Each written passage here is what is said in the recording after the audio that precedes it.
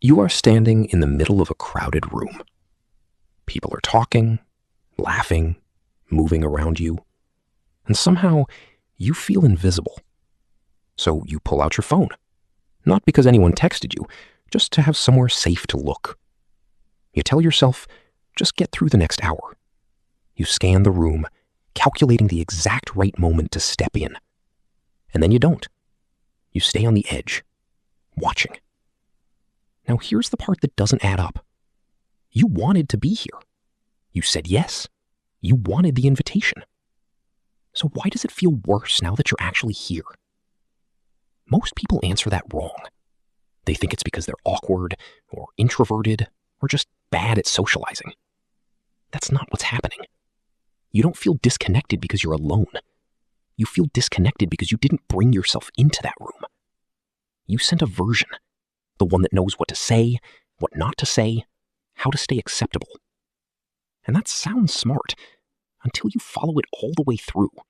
Because think about what that actually means. If every sentence is filtered, every reaction adjusted, every opinion softened, then the interaction is working exactly as designed. People respond well to you, they include you, they like you, and none of it lands. So now you're stuck in something most people never notice. You are succeeding socially and still feeling completely disconnected.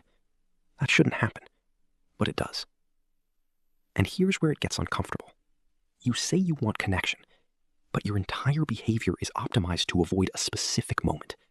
The moment where someone sees something real and doesn't like it. So you remove that possibility entirely, which also removes the possibility of being actually known. And this is where people lie to themselves. They call this being adaptable, being easy to talk to, being low maintenance. But strip that down, and it's control. You are controlling the version of yourself that gets seen, so you never have to deal with an unpredictable reaction. And now, think about the cost of that. Not in theory, in real time. You're in the conversation, but slightly outside it. You're laughing, but a fraction late. You're speaking, but monitoring yourself while you do it. That split, that's where the exhaustion comes from. It's not socializing that drains you. It's maintaining the gap between who you are and who you're performing for hours. And the worst part, this system works so well, it proves itself. People don't reject you. They don't push you away. So you walk away thinking, see, this is the right way to do it, while feeling completely unseen. That's not bad luck.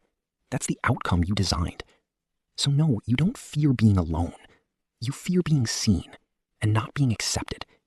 And instead of risking that once, you avoid it every time.